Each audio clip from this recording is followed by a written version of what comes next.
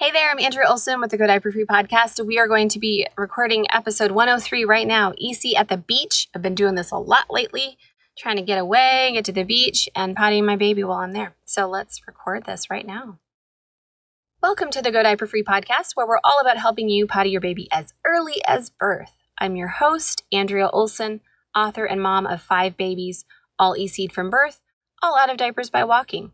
This is episode 103. EC at the beach, how to be diaper free and potty your baby at the beach.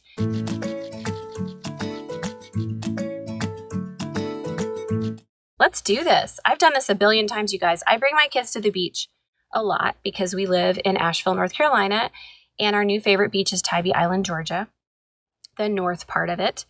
It's super chill and really easy. And there's this little tide pool that develops in the afternoon where they can play very, very safely. And I just love it so much. However, I've been having to do this alone because we went down there and my husband had to work the whole time. And I've often gone to the beach alone with 5 children. How do you do it and keep up EC, Andrea? That sounds impossible. Well, let's go through 10 tips that I have for you to EC at the beach. I've also got photos of all of this, so definitely go over to the show notes at godiaperfree.com/103, where I'm going to link to all the things I mentioned in today's episode. I'll also be replying to comments over there, so come on by when you're finished, okay? Number 1, be prepared. What are the essential things you need to do EC at the beach? Well, you need a potty. So I highly recommend the Potty Plus. You can get the rubber optional insert if you want to, but I would just bring it naked. No pun intended, without the insert. So you open it up, set it on the ground, and it's basically open to the sand below. I would also bring a used yogurt cup with a lid or some kind of container that has a lid that you can slip inside the potty on the ground in case you're expecting a poop. Okay, and then you can cover that thing up and it won't stink up your whole trip. I would also definitely be prepared with an umbrella. And the ones that have this little screw thing in the bottom so it can go into the sand nice and tight without you having to bring a hammer. I would also highly recommend those sunbrella tent things. I'll link to the one I have, where it's basically you pop it up as an umbrella and it leans kind of sideways and it provides a really nice little shelter from the wind and the sun. Underneath that, I always put a picnic blanket. I have one of those cloth sort of waterproof picnic blankets that I put underneath the sunbrella, and then I can easily nap my baby there if I need to during our time at the beach. Also highly recommend you use a cart, especially if you're carting everybody alone.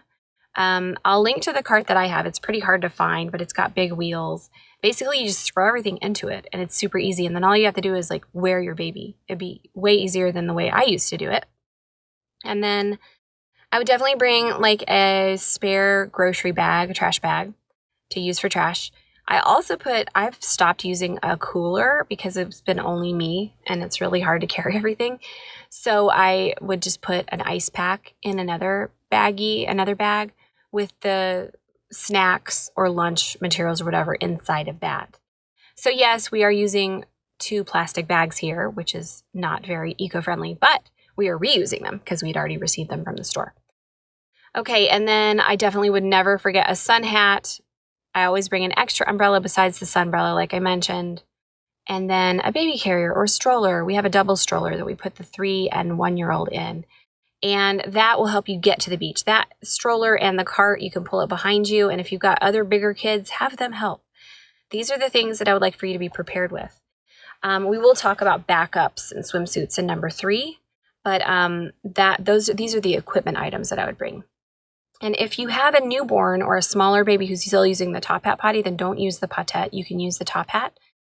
And in that case, you don't have very much pee or poop each time they go, so you can just kind of keep filling it up as you go. You could even probably put sand in it to sort of soak it up. I've never tried that, but that's a good idea.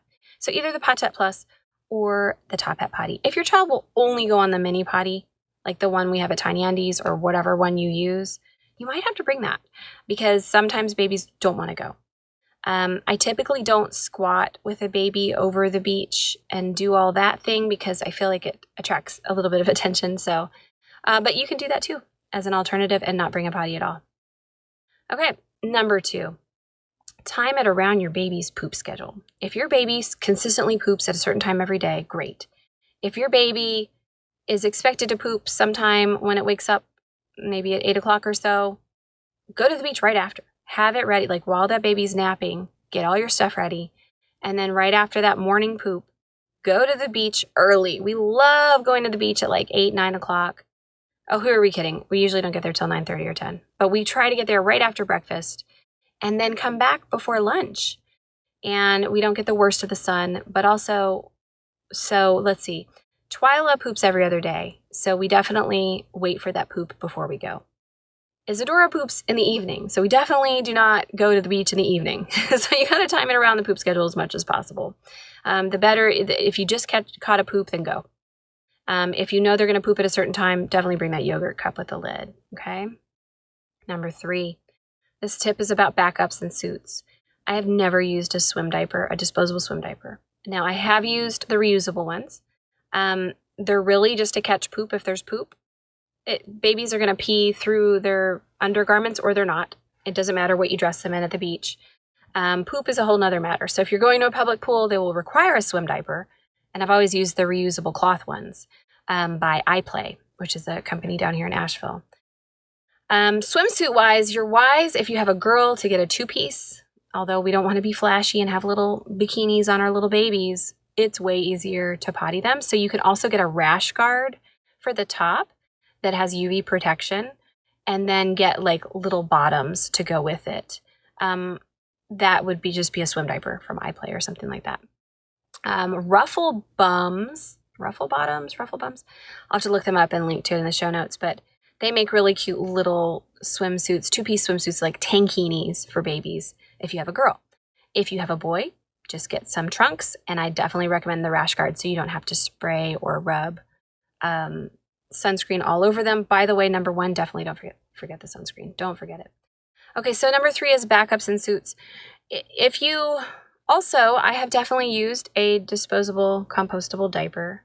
DYPER is what we use at the beach.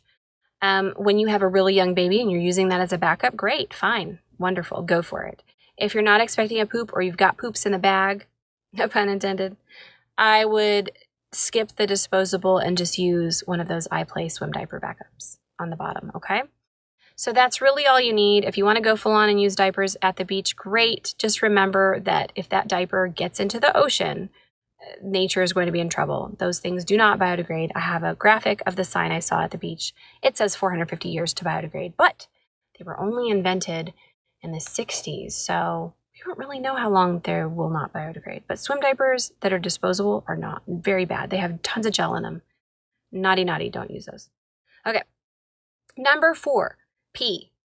Some of your babies will signal at the beach or in the water to get out of the water, to come up to shore and go, because our instincts say don't go in the water. Some will go whenever, wherever. I mean, maybe like my 3rd Cooper, super laid back. Probably would. But to get a child to go pee in the ocean, if you've ever tried to do that, or to get yourself to go pee in the ocean if there's no public toilet around, is kind of a challenge. Like, you really have to force yourself to do it. I do anyway. It's hard to do. And not advisable, by the way. Like, let's just do that in the toilet. But when you got to go, you got to go. And when you got a kid, it's got to go. Just know with pee, some of them will signal strongly. And then if you get a fussy signal at the beach, you know that they need to go to the bathroom, potty them. And some will just go wherever. Some of them you can say, it's okay to go in your bathing suit, just let it run down your leg or just squat. And they'll do that too, especially if you know they don't need to poop, obviously. We're not talking about poop, we're talking about pee. Okay, number 5, don't forget your natural timing. So time can get away from us. We get into beach mode. Beach time is a lot slower than regular time, right? Don't forget your timing if you want to wear a waterproof watch. I don't recommend checking your phone every 5 minutes to see what time it is. You'll get it messed up by sand and water, but also the habit you're showing your child of checking your phone every 5 minutes is not a good one, and I'm speaking to myself here too. I always wear a watch from Quicksilver that is waterproof when I'm at the beach, and really all the time. I even sleep in it. Just remember, if your child typically goes every 20 to 30 minutes, hey, around every 20, 30 minutes, just notice, just perk your ears up and see if there's any signals, or if you just want to potty them based on their timing, that's great. That leads to number 6, though. Definitely offer at transitions. Like, if you're packing up to go, definitely offer before you put them back in that baby carrier or stroller, okay? If you just got there, Offer once first, right when you've gotten there, especially if it's been a long lug from the Airbnb into the car, to the parking spot, finding parking, and then getting all your stuff out of the car and down the boardwalk, and etc. When you get settled at the beach spot, you've put up your sunbrella tent, you've laid out your picnic blanket, you set your potty underneath that sunbrella tent, and I'll show you a picture of my setup. Underneath that so it's sheltered from the wind and the sun. And then offer when you arrive. Very, very, very good idea. And also around snacks and lunches, whatever you usually do at home. Number 7, regarding napping at the beach, really great if you brought a folding chair with you. Set it up close to the shore when baby gets really fussy and cranky and just hold them. I have found that I haven't even had to nurse Twilight asleep right at the shore.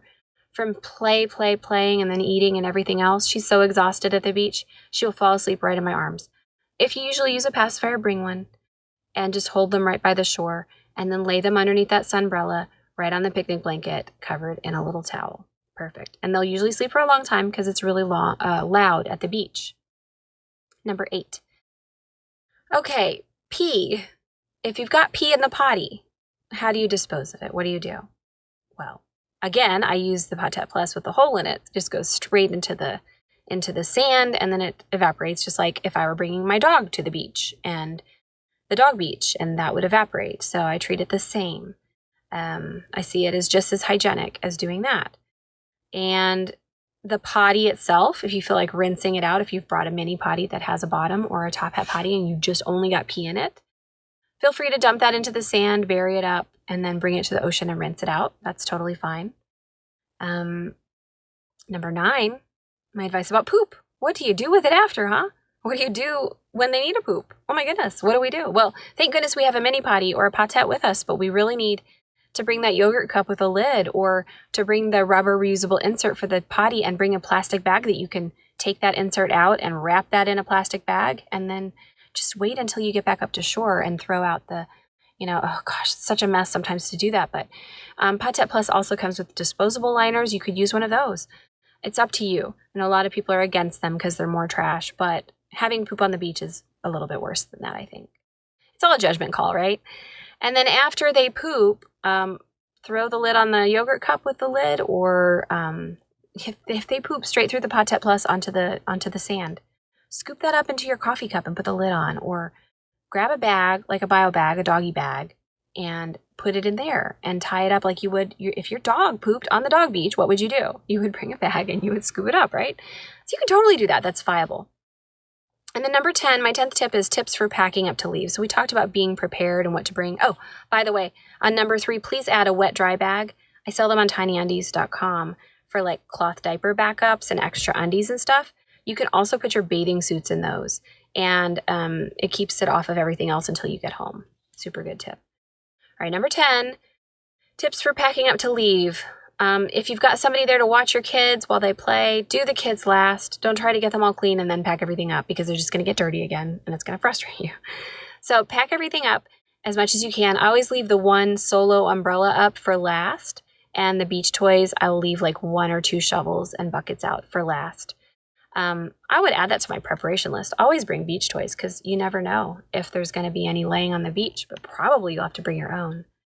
But yeah, when you're ready to pack up to leave, get all the stuff into that big cart that I'm going to recommend to you first, or whatever you've brought. Pack it all up.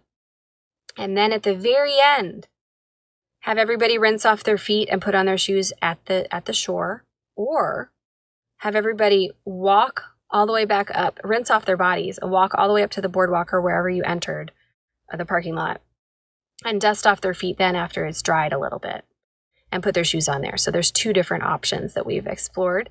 If you guys have any more advice for me on e-seeing at the beach, anything you've tried and you want to share with everybody else, please go over to the show notes right now at goodiperfree.com/103 and put a comment there with what your beach tips are for e-see. I would love to hear them. I've definitely e-seed all ages. If you have any questions, I can let you know more. Newborn to toddler, we have literally done it all. So ask questions, add comments there if you want to, and I look forward to seeing you there. Hopefully this has helped you a lot, and definitely check out the pictures over there on the show notes so you can see the beach setup that we use there as well. Okay, till next time, I'm Andrea Olson, and you have been listening to the Go Diaper Free podcast at godiaperfree.com, and we'll see you soon. There you have it. Please comment below. Do you have any beach tips for us? Do you have any questions? Let me know. Take care.